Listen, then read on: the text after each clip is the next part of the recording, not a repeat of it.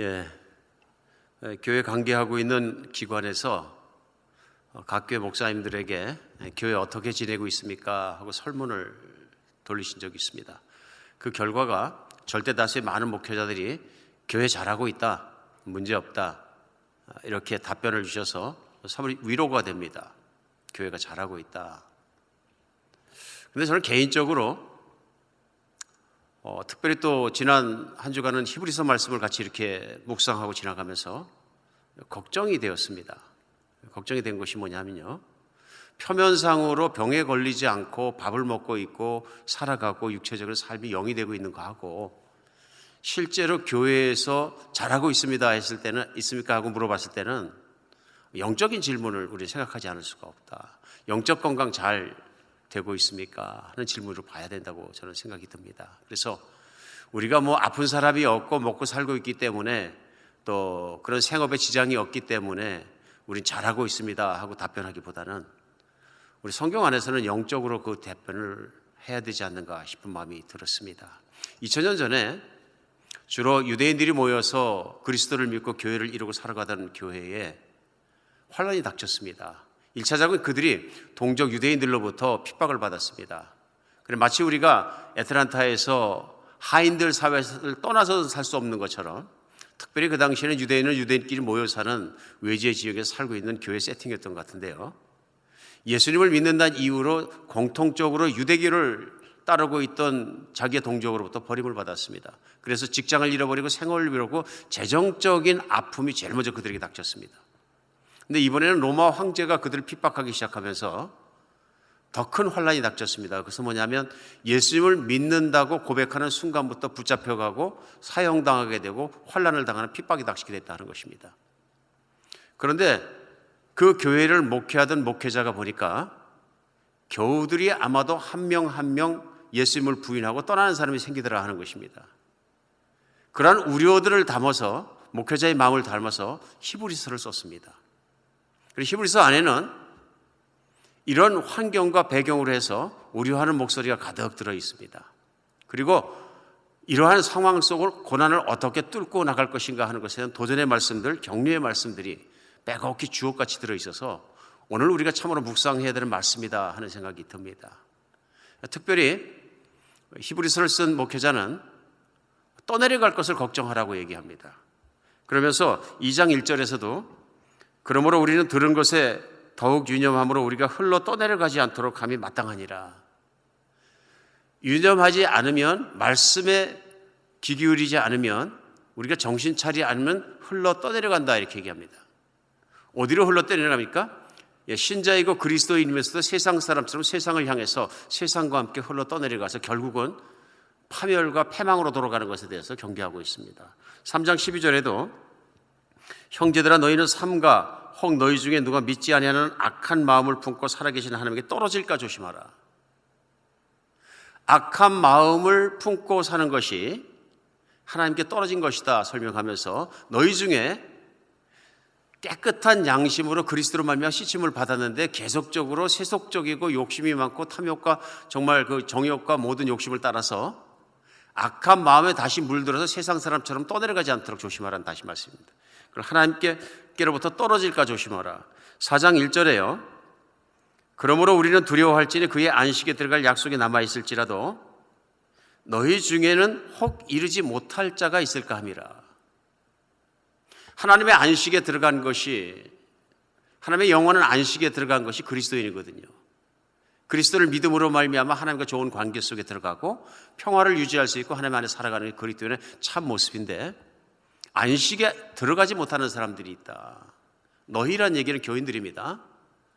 오늘 히브리서는 교인들에게 말씀을 전파하면서 특별히 이런 것들을 우려하면서 그 뒤에도 반복해서 믿음의 생활로부터 세속적인 삶, 세상의 삶으로 흘러들어가서 결국은 다시는 되돌이킬 수 없고 하나님 앞에 파멸되는 것을 주의하라 얘기합니다. 더더군다나 오늘은 10장이 본문입니다. 근데 10장 본문 바로 앞에도 경고하고 있는 게 뭐냐 하면은, 과거의 율법을 따라서 믿던 조상들도 율법을 지키지 않으면 두세 사람의 증언을 통해서 버림을 받았거든. 하물며 그리스도 예수의 피로 말미암아 구원을 받고 그 말씀을 저버리고 세상을 따라 들어가서 배교한 자일까 보냐, 그들이 더욱더 멸망을 당하지 않겠느냐 하는 말씀으로 경고하고 있습니다. 무서운 경고입니다. 교회를 향해서, 교인들을 향해서 목회자가 우리의 마음을 품고 성경 말씀을 기준으로 해서 하나님의 말씀을 선포하면서, 만약에 우리가 구원을 받은 자라, 교회를 다닌 자라, 교인이라 할지라도 실제로 악한 양심이 되고 악한 마음이 되고 세속적이 되고 세상으로 떠내려가게 되면 전국에 가서는 하나님으로부터 떨어진 자가 되고 파멸될 자가 되지 않겠느냐 하는 말씀을 전하고 있습니다. 그래서 오늘 중요한 말씀을 히브리서 기자는 전합니다. 그것이 오늘 본문 말씀이 10장 19절에서 22절까지 말씀입니다. 짧은 말씀을 제가 봉독하겠습니다. 그러므로 형제들아, 우리가 예수의 피를 힘입어 성수에 들어갈 담력을 얻었나니 그 길은 우리를 위하여 휘장 가운데 열어놓으신 새로운 살 길이요 휘장은 그의 육체니라.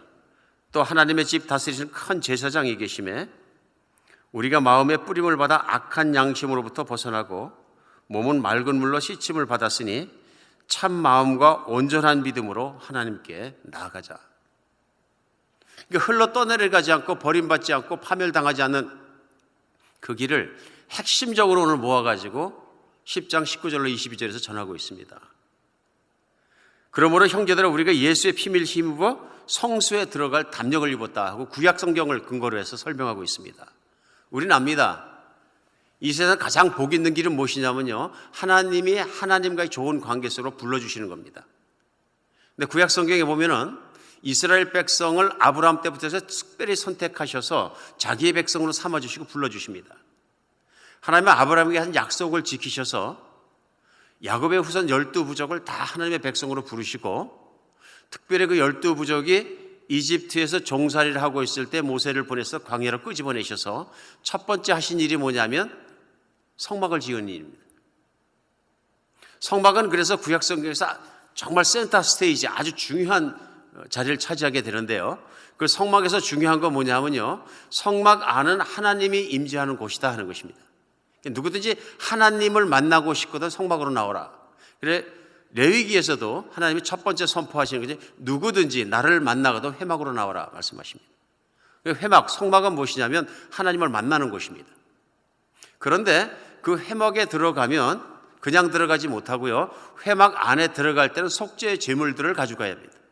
이 말씀은 뭐냐면 사람이 살다 보면 죄를 짓는다 그런 얘기입니다. 그러나 하나님께서는 죄를 지은 사람과 함께 지내실 수 없으므로 회막에 들어가면서 그 마당에서 첫 번째 드리는 것은 속죄를 드리는 것입니다. 그래 들어가자마자 성막 안쪽으로 들어가면은 그 마당에는 바로 속죄를 하기 위한 제단들이 있다 그런 얘기입니다.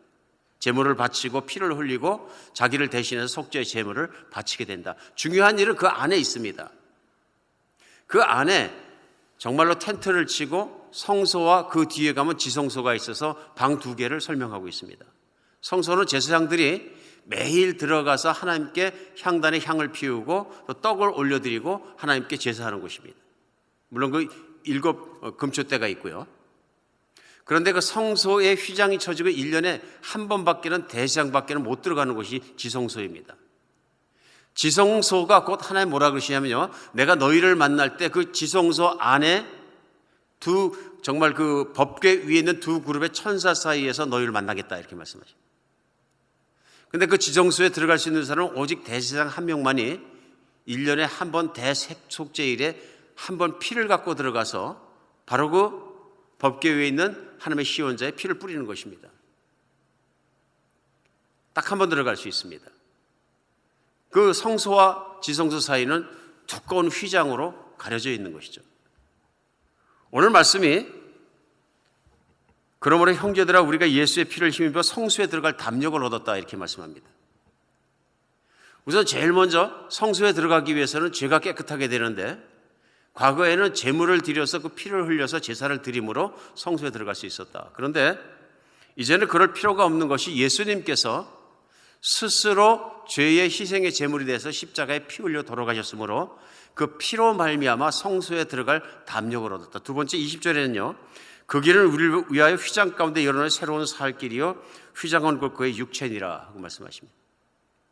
예수님이 십자가에 못 박혀 운명하시고 그 다음에 마태복음에도 말씀 나오는 것이 뭐냐면 휘장이 위에서 아래로 두 쪽으로 확 갈라져 버렸다. 그 휘장은 성소와 지성소를 가르고 있던 막고 있던 휘장입니다. 그런데 여기서 중요한 것은 위로부터 아래로 갈라진 것입니다. 하나님께서 찢으셨다 하는 것입니다. 더 이상은 하나님께서 그 백성을 만나는데 동물의 제사와 그 모든 것들과 성막과 성전이 필요 없다 그런 말씀입니다. 이제는 쫙 찢으시고 나머지는 뭐냐면 그 길은 우리를 위해 휘장 가운데 열어놓으신 우리의 살 길을 휘장한 것 그의 육체니라. 예수님께서 내 죄를 위하여 십자가에 못 박혀 죽으시고 피 흘려 죽으신 것을 내가 믿으면 이제는 하나님께서 그 믿음으로 말미암아 죄를 깨끗하다고 인정해 주시고 우리를 받아주신, 그래 성소도 지성소도 성전도 성막도 필요 없는 이제는 예수를 믿음으로 하나님과 관계가 화목해질 수 있고 하나님을 만날 수 있는 하나님의 임재 속에 들어갈 수 있는 길을 예수님이 자기의 몸으로 드림으로 그 피를 흘리셔서 열어주셨다는 것입니다. 또 설명하면서 21절에 또 하나님의 집에 다스리시는 큰 제사장이 계심에, 구약에서는 대제사장만이 그 지성소에 1년에 한 번 백성의 죄를 사함받기 위해서 피를 가지고 들어가 제사를 드렸는데 이제는 그 대제사장이 누구시냐면 예수 그리스도다. 그래서 히브리서는 우리에게는 우리 죄를 위하여 그것을 대속해 주시는 대제사장 계시다 하는 것을 끊임없이 강조합니다. 마지막 절에요, 우리가 마음의 뿌림을 받아 악한 양심으로 벗어나고 몸은 맑은 물로 씻임을 받았으니 참 마음과 온전한 믿음으로 하나님께 나아가자.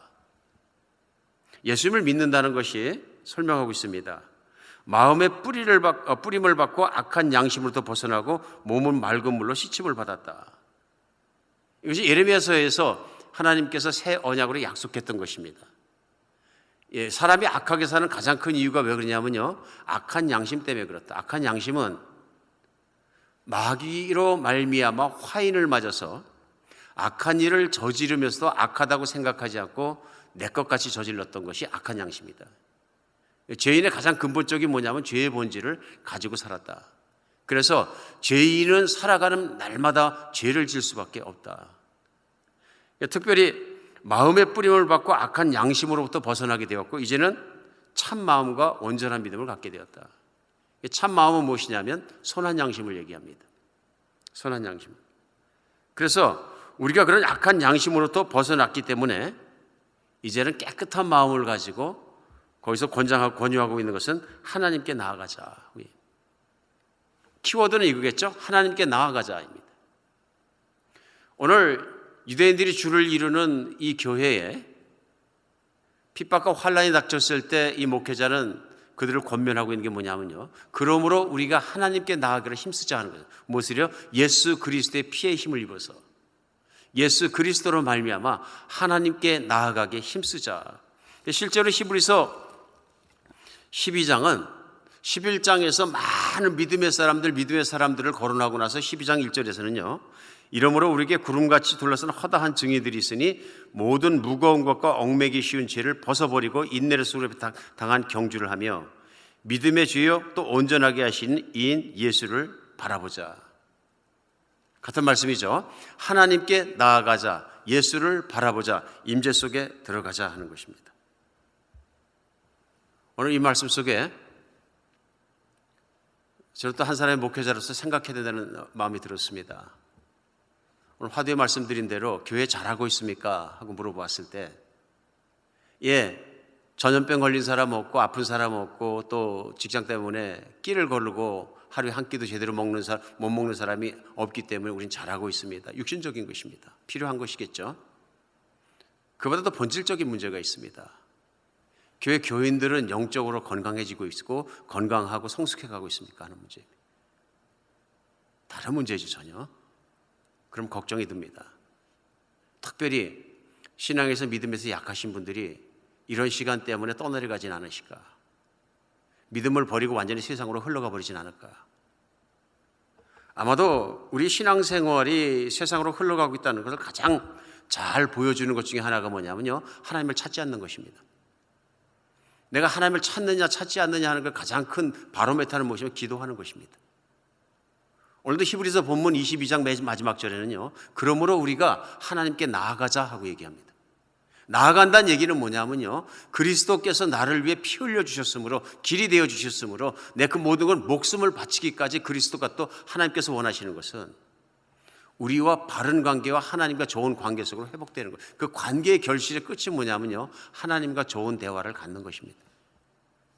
대화가 없었고 대화가 잘못되었고 관계가 없던 사람이 그리스도로 말미암아 이제는 하나님의 자녀가 되고 하나님과 교제하는 길이 열렸다는 것입니다. 이 교제의 핵심은 찬양과 기도입니다. 그렇죠? 이 기도에 우리는 핵심을 걸 수밖에 없는 것입니다.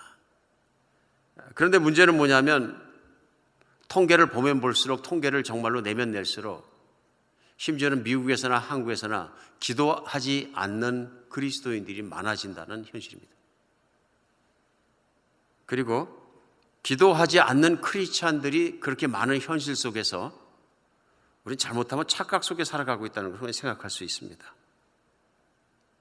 그 라이프웨이 리서치라는 우리 남침내 교단에 있는 연구기관이 있습니다. 거기에서 그 기도에 대해서 리서치를 하고 나서 최종적으로 결론으로 한 말이 뭐냐면요, 미국인 대부분이 개인적인 도움이 절실하고 필요한 순간이 되어야만 기도하는 경향을 보이고 있다. 경향입니다. 급해야 기도한다는 얘기입니다. 죽을 병이 걸렸거나 힘들게 되었거나 직장을 잃어버렸거나 사업이 망했거나 아이들이 문제가 생겼거나 급할 때 기도하지, 그래서 절망적인 순간이 아니면 기도하지 않는다. 그래서 평상심을 가지고 평상시에는 잘 기도하지 않는다는 내용을 전하고 있습니다. 정말 그런 것 같습니다. 오늘 그래서 생각해 볼 것은, 우리가 히브리서에서는 하나님께 힘들 때일수록 나가기 힘쓰자 하고 권면하고 있는 말씀 속에서 우리의 기도 생활은 어떻습니까? 하고 우리 함께 물어봐야 되는 시간이라고 생각합니다. 우리 그리스도인의 경건은, 또 그리스도인의 영적인 건강은 그렇게 점검할 수 있습니다. 나는 얼마나 하나님과 친밀하게 기도하며 살아가고 있습니까? 하는 것입니다. 근데 공통적이고 많은 분들의 의견이 뭐냐면 기도하기 어렵습니다 하는 것입니다. 하나님께서는 그 아들 예수 그리스도를 보내주셔서 이 땅에서 십자가에 못 박히기까지 사랑하셔서 그 기도의 길을 열어주셨는데요. 그래서 예수님도 말씀하셨어요. 제자들에게 마지막 십자가에 못 박히시고 돌아가실 시간이 다가오자 요한복음에서도 말씀하실 때, 너희가 전에는 구하지 않았으나 이제는 내 이름으로 무엇든지 구하라. 그러면 아버지께서 영광을 위해 주실 것이다. 기가 막힌 말씀이거든요. 예수 그리스도의 피가 흘러지고 생명이 바쳐지고 그러고 나서야 예수 그리스도의 이름으로 아버지께 나아갈 수 있고 구할 수 있고, 구했을 때 아버지가 주신다는 것이죠. 이제는 구하라. 그리고 요한복음 15장 7절에서도 너희가 내 안에 있고 내 말이 너희 안에 거하면 무엇이든지 원하는 대로 구하라. 그리하면 내가 이루리라. 이 말씀을 제자들이 최종적으로 말씀해 주신 것은 무엇이냐면요, 기도하면 하나님께서 주신다는 것입니다. 그런데 그렇게 주시기 위해서, 그것이 개런티 되기 위해서 하신 일이 뭐냐면 예수님께서 희생의 대가를 치르셨다는 것입니다. 기도하라는 것입니다. 구하라는 것입니다. 그런데 기도하지 않는 것입니다. 히브리서 전체적으로 경고하고 있는 내용이 그것입니다. 구원을 소홀히 여기면 세상으로 흘러 떠내려간다. 내가 구원받은 것을 소홀히 여기면 세상으로 흘러 떠내려간다. 아마도 우리가 공통적으로 많은 분이 생각하는 것처럼 기도하기 힘든 가장 큰 이유 중에 하나는 뭐냐면요, 그렇게 중요하지 않게 생각하기 때문이 아닌가, 우리 생각해 봐야 합니다. 내 구원이, 내가 받은 것이, 하나님의 자녀가 된 것이 어쩌면 너무 익숙해져 버렸을 때 이것이 그렇게 중요하다고 생각이 들지 않으면 우리의 행동은 세상에서 살아가면서 내가 중요하다고 생각하는 걸 먼저 하게 되어 있습니다. 정말 그런 것이 아닌가 싶습니다. 하나님께 나아가는 일이, 기도하는 일이 그렇게 중요하다고 생각하지 않으면 당연히 기도하지 않습니다. 그럼 중요한 일이 뭐냐 하는 것입니다. 우리 나름대로 삶을 살아가면서 일상 중에 어떤 분은 적기도 하고 어떤 분은 생각 속에 things to do, 해야 될 일들이 있습니다. 내가 해야 될 일들의 목록 속에는 1번부터 차례로 나옵니다. 어떤 분들은 바쁜 일을 제일 1번에 올라가고 어떤 분은 중요한 일이 물론 1번에 올라갑니다. 우리 한번 점검해 봐야 됩니다. 내가 해야 할 일, 꼭 해야 될 1번은 무엇입니까? 1번은 무엇입니까? 성경은 계속 경고하고 있는 것이 뭐냐면요, 노아의 시대에도 예수님께서 말씀하시는 게 뭐냐면요, 저들이 시집가고 장가가고 먹고 마시고 하는 일에 너무 바빠서 세상이 멸망하고 있는 걸 깨닫지 못했다. 오늘 세상의 문을 닫아 비가 내려서 온 세상이 물이 되고 다 죽어버리는 걸 그 마지막 날까지 문이 닫힌, 노아 방주에 문이 닫히는 날까지 깨닫지 못한 가장 큰 이유는 시집가고 장가가고 먹고 마시고 살아가는 일이 그렇게 급했기 때문에 그렇다. 중요하다고 생각했기 때문에. 우선순위가 바뀌었을 때 이런 일이 일어난다는 것을 우리 하나님은 경고하고 있습니다. 예수님이 재림하시는 날 세상의 마지막도 이와 똑같을 것이다. 세상 사람들은 하나님을 소홀히 생각하고 구원도 소홀히 생각하고 살아가는 일상에 대해서 더 크게 생각할 것이다. 실제로 그런 것 같습니다. 실제로 기도하기 않는 가장 큰 이유 중에 하나가 무엇이냐면요, 기도가 그렇게 중요하지 않다고 생각하기 때문에 기도하지 않는 것 같습니다. 사랑하는 여러분, 우리가 힘든 기간을 만났지만 물론 우리가 힘든 기간에 열심히 일하고 열심히 부양하고 열심히 고치고 열심히 살아가고 그런 일 다 중요합니다. 그렇죠? 직장생활 열심히 하는 것, 사업 열심히 하는 것, 자녀를 열심히 키우는 것, 집을 고치는 일, 다 취미 때문에 또 이렇게 여러 가지로 뛰어다니는 일 다 나의 만족을 위해서는 중요한지 모릅니다. 그러나 하나님과 만나는 것보다는 더 중요하지 않다. 하나님과 만나는 것보다 더 중요하지 않다. 예수 그리스도로 말미암아 오늘 말씀 본문 20일에 나온 것처럼 깨끗한 양심, 새로운 양심을 얻은 사람에게는 하나님을 만나는 것보다는 더 중요하지 않다. 왜 그렇습니까? 예전에 화인 맞은 양심, 소위 하나님 앞에 더러운 양심을 가지고서는 살아갈 수 없는 것이 영원한 삶이기 때문에 그렇습니다. 영원한 삶이기 때문에. 그런데 우리가 중요하게 생각하는 것들이 혹시 여전히 세상 사람들이 중요시하고 있는 탐욕과 정욕과 세상에 대한 자랑거리와 이기심과 이런 것들에 영부되어서 그렇게 생각하는 건 아니지, 그렇게 살아가는 건 아니지 돌아봐야 한다는 것입니다. 어쩌면 그리스도께서 그것을 깨끗해 하시려고 십자가에 못 박아주신, 이미 십자가에 못 박힌 그것을 다시 세상 사람들처럼 내가 따라가고 있기 때문에 너무 바빠져서 하나님께 기도할 시간이 없는 것인지는 우리 생각해 봐야 된다. 그래서 히브리서 2장 3절에서 우리 지난주에 계속 묵상했습니다만 2장 3절에요. 우리가 이같이 큰 구원을 등한히 여기면 어찌 하나님의 심판을 피하겠느냐. 유대인들에게도 구약 성경에서 가장 큰 문제점이 무엇이냐면요, 하나님께 큰 은혜를 입고 선택된 백성이 되고 약속을 가졌으면서도 그것을 잊어버리고 멀리하고 저버린 것이었습니다. 오늘도 우리 살아가면서 내가 참으로 중요한 것을 중요하게 여겨 살아가나 다시 한번 생각하는 여러분과 제가 되었으면 좋겠습니다. 하나님 앞에 나아가십시다. 일단 기도의 자리로 나아가야 합니다. 나아가야 합니다. 기도하지 않는데, 하나님 앞으로 나아가려고 하지 않는데 어찌 하나님이 도와주시겠습니까? 결국 기도 안 하게 되면 하나님이 나에 대해서 낯설어지시게 됩니다. 아주 낯설어지게 되면 마지막에 이것은 내가 너를 모른다입니다. 우리가 기도하지 않는 다른 이유 중에 하나 뭐냐면요, 내가 기도하지 않아도 살 수 있다고 생각하기 때문에 그런 것 같습니다. 기도 안 해도 잘 살아왔습니다. 기도 안 해도 많은 사람들이 살아가는 인생 속에서 그런 대로 살아왔습니다. 별 문제가 없습니다. 그러니까 살아가면서 기도 안 해도 살아가는데 뭐 하는 생각이 그런 생각을 하게 되지 않는가 싶습니다. 아닙니다. 신앙의 시작은 하나님을 인정하는 것입니다. 나에게 필요한 모든 것과 나의 모든 일상과 모든 건 하나님으로부터 오는 것입니다.